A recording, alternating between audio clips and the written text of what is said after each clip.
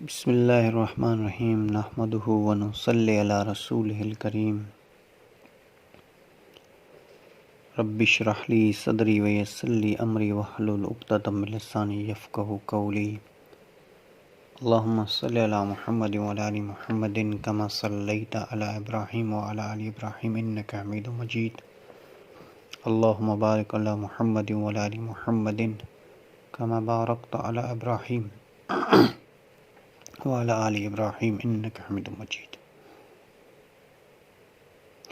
تو دوستو بزرگوں، ہماری بات جو سیرت کے موضوع پر چل رہی تھی تو وہ یہاں تک پہنچے تھے ہم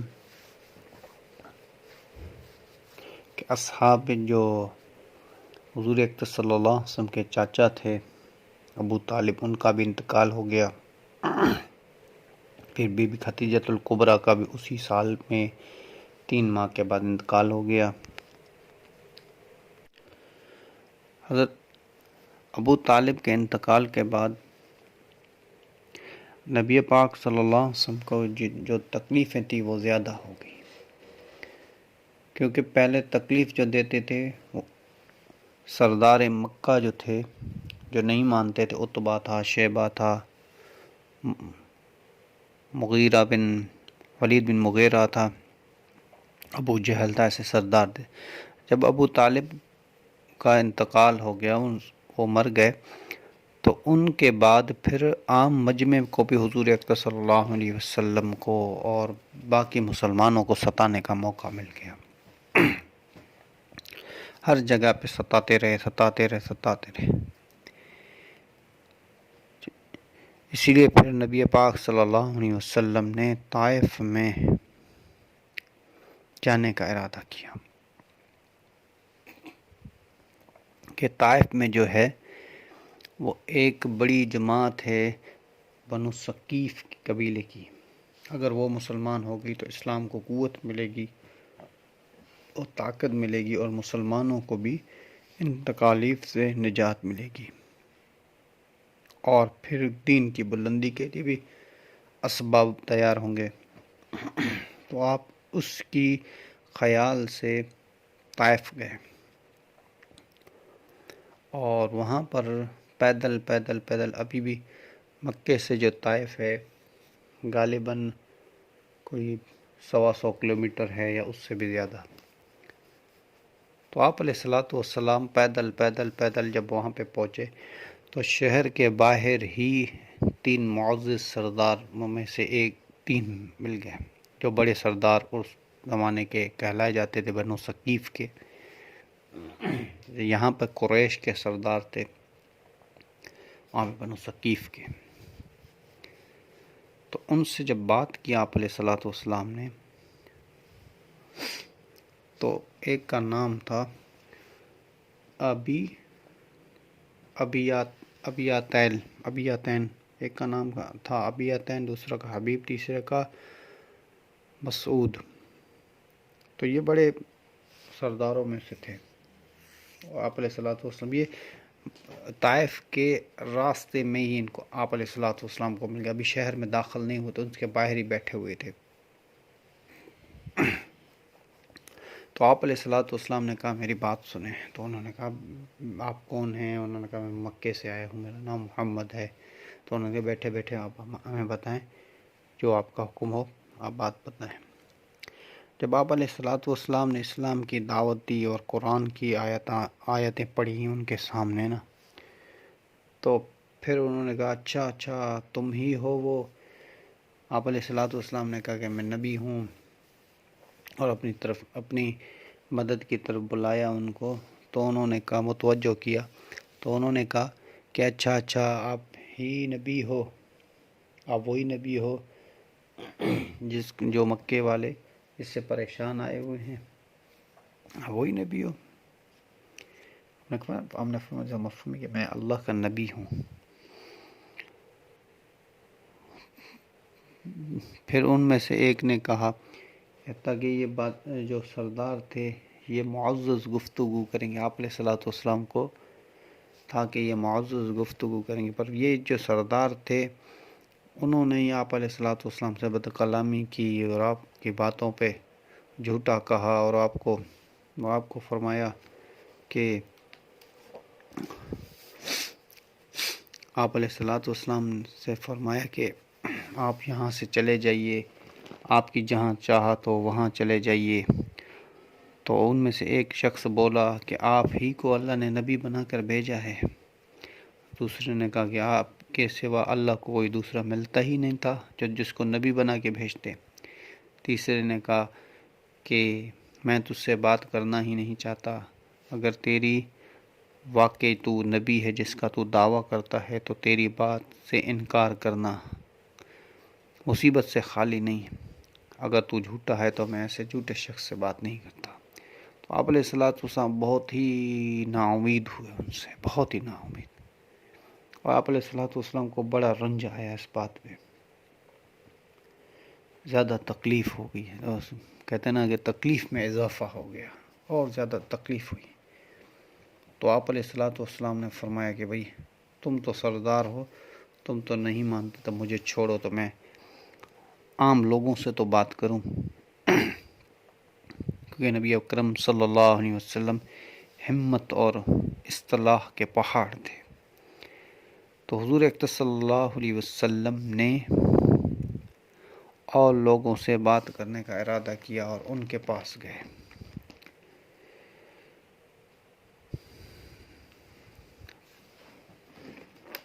مگر کسی نے آپ علیہ الصلوۃ والسلام کی بات نہیں مانی۔ تو ان سرداروں نے کیا کیا، چھوٹے بچوں کو، ان کے جو غلام تھے ان کو آپ علیہ الصلوۃ والسلام کے پیچھے لگا دیا، اور جب آپ دعوت دیتے تو وہ شور مچاتے، تالیاں پیٹتے اور آپ کو پتھر مارتے، حتیٰ کہ آپ کے جو خون سے آپ کے دونوں نیلین مبارک جوتیاں تھیں وہ خون سے رنگین ہو گئی۔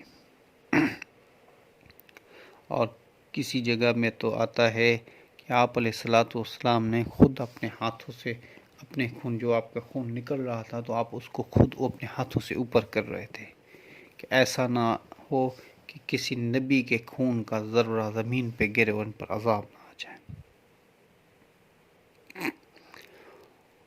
خون جاری ہونے سے پہلے آپ کو پتہ ہے، یہ قاعدہ ہے کہ پتھر مارنے سے پہلے ڈائریکٹ خون نہیں آتا، تو پتھر کی جگہ وہ جو ہوتی ہے، تو اتنے پتھر آپ علیہ الصلوۃ والسلام کو انہوں نے مارے، اتنے مارے کہ اس کا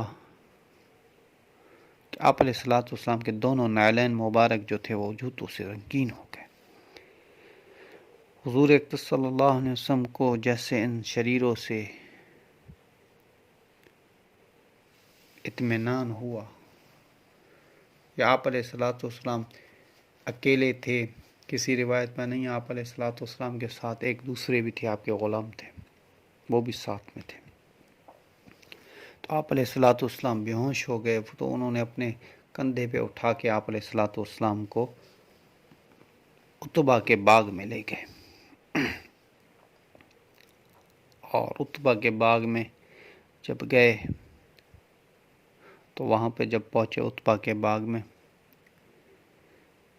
تو جب ان شریروں سے اطمینان ہوا تو حضور اکرم صلی اللہ علیہ وسلم نے اللہ سے دعا مانگی، اللہم الیک اشکر ضعف قوتی وقلت حیلتی وہو انی علی الناس یا ارحم الراحمین انت رب المستضعفین وانت ربی الی من تقیلونی۔ اے اللہ، تجھ سے شکایت کرتا ہوں اپنی کمزوری اور بے بسی کی، اور لوگوں میں ذلت اور رسوائی کی۔ اے یا ارحم الراحمین، تو ہی ضعفاء کا رب ہے، تو ہی میرا رب ہے، پروردگار ہے۔ تو مجھے کس کے حوالے کرتا ہے؟ کسی اجنبی بیگانے کے جو مجھے دیکھ کر ترش روح ہوتا ہے اور منہ چڑھاتا ہے، یا کسی ایسے دشمن کے جس کو تو نے مجھ پر قابو دے دیا ہے۔ اے اللہ، اگر تو مجھ سے ناراض نہیں ہے تو مجھے کسی کی کوئی پرواہ نہیں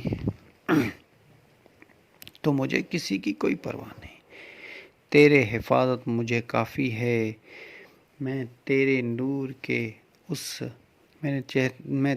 چہرے کے اس نور کے طفیل جس سے تمام اندھیریاں روشن ہوتی ہیں اور جس سے دنیا اور آخرت کی سارے کام درست ہوتے ہیں، اور اس بات سے پناہ مانگتا ہوں کہ تو مجھ پر غصہ ہو اور تو مجھ سے ناراض ہو۔ تیری ناراضگی اس وقت تک دور کرنا ضروری ہے جب تک تو راضی نہ ہو جائے۔ نہ تیرے سوا کوئی قوت ہے نہ ہی طاقت۔ یہ آپ علیہ الصلوۃ والسلام کی دعا تھی جو آپ علیہ الصلوۃ والسلام نے ان سے شریروں سے پناہ جب اطمینان ہوا تو آپ علیہ الصلوۃ والسلام نے یہ دعا مانگی۔ تو مالک الملک کی دونوں جہان کا بادشاہ جو کی قہرزی کو جوش آ گیا۔ حضرت جبرائیل علیہ الصلوۃ والسلام اور اس کے ساتھ دوسرے فرشتے تھے، ان کو بھیجا، اور جبرائیل علیہ الصلوۃ والسلام نے فرمایا، سلام کر گیا اور عرض کیا، یا رسول اللہ صلی اللہ علیہ وسلم، آپ کی وہ گفتگو جو آپ نے کی اللہ تعالیٰ جل شانہ نے سنی، اور ان کے جوابات بھی سنے جو آپ نے ان کو قوم سے گفتگو کی اور قوم نے آپ کو جوابات دیے، وہ بھی سب سنے۔ اور ایک فرشتہ جس کے متعلق پہاڑوں کی خدمت ہے، وہ آپ کی خدمت میں آیا ہے۔ آپ صلی اللہ علیہ وسلم اس کو جس بات کا حکم کریں چاہیں اور جو حکم کرنا چاہیں اس کو حکم کریں۔ اس کے بعد اس فرشتے نے سلام کیا، فرشتے نے فرمایا، عرض کیا کہ یا رسول اللہ صلی اللہ علیہ وسلم، اگر ارشاد ہے آپ کا کہ دونوں جانب کے پہاڑوں کو ملا دوں، میں اس حکم کی بھی تعمیل کروں گا، اور آپ ان کا خون بہتے ہوئے درمیان میں سے دیکھیں گے۔ کچل دوں ان پوری قوم کو۔ وادی طائف کے بیچ میں جو ہے، آپ علیہ الصلوۃ والسلام نے کہا نہیں، آپ علیہ الصلوۃ والسلام نے کہا نہیں، اس قبضے میں جس کی قبضے آپ علیہ الصلوۃ والسلام نے فرمایا، میں اللہ سے ان کی لیے امید کرتا ہوں کہ اگر یہ مسلمان نہ ہوئے تو ان کی اولادوں میں سے کوئی ایسے لوگ پیدا ہوں گے جو ضرور بضرور مسلمان ہوں گے اور اللہ کی عبادت اور پرستش کریں گے۔ تو میرے بھائیو، اللہ کے رسول کو اللہ جل شانہ نے اتنا وہ بنایا۔ تو اس کے بعد عتبہ جو تھا، حالانکہ وہ جو مکے میں تکلیفیں پہنچاتے تھے، عتبہ اور شیبہ، آپ عتبہ کے باغ میں تھے، تو عتبہ نے جب آپ علیہ الصلوۃ والسلام نے کہا، ہائے افسوس، طائف نے محمد صلی اللہ علیہ وسلم کا کیا حال کر دیا ہے، اور فوراً عتبہ گئے اور انگور توڑے اپنے ہاتھوں سے اور پلیٹ میں پھر سجایا، پھر خود دینے لگے۔ دینے کے لیے آ رہے تھے تو دل میں ہوا کہ بھئی پھر میں مکہ میں کیا جواب دوں گا، پھر خود نہیں گئے، پھر غلام کو بلایا، عباس نام تھا اس کا، اس کو بلایا اور کہا کہ یہ جاؤ اس آدمی کو دیکھ آؤ جو درختوں کی چھاؤں میں بیٹھا ہے، اس کو دیکھ آؤ۔ تو جب وہ عباس وہاں پہ پہنچا تو عباس نے اب وہ اگر قبول نہ کرے تو اسے کہنا کہ رشتہ داری کا واسطہ ہے، قبول کر لے۔ آپ علیہ الصلوۃ والسلام کے سامنے جب وہ عباس کھجوریں لے کے آیا، وہ انگور لے کے آیا، رکھے سامنے، تو عباس جو نبی پاک صلی اللہ علیہ وسلم نے کھانے سے پہلے فرمایا بسم اللہ الرحمن الرحیم، تو عباس نے یوں کرے عداس نے کہا آپ نے کیا بولا؟ آپ نے اللہ کا نام لے کے شروع کیا ہے، بسم اللہ الرحمن الرحیم۔ تو عداس نے کہا کہ آپ کون ہو؟ اکثر یہاں پہ لوگ تو یہ نام نہیں لیتے۔ تو آپ علیہ الصلوۃ والسلام نے کہا کہ تو کون ہے؟ اس نے کہا میں عداس ہوں۔ آپ نے فرمایا کہاں کے؟ تو اس نے کہا میں نینوا کا ہوں۔ تو آپ علیہ الصلوۃ والسلام نے کہا نینوا کے یونس علیہ الصلوۃ والسلام کے گاؤں کے؟ اس نے کہا ہاں یونس، آپ کو یونس علیہ الصلوۃ والسلام کے بارے میں کیسے پتہ؟ نبی پاک صلی اللہ علیہ وسلم نے فرمایا کہ یونس علیہ الصلوۃ والسلام اللہ کے نبی تھے اور میں بھی اللہ کا نبی ہوں۔ تو جب یہ سنا اور فوراً عداس جو تھا وہ کلمہ پڑھ کے مسلمان ہو گیا۔ عداس جو ہے وہ کلمہ پڑھ کے مسلمان ہو گیا۔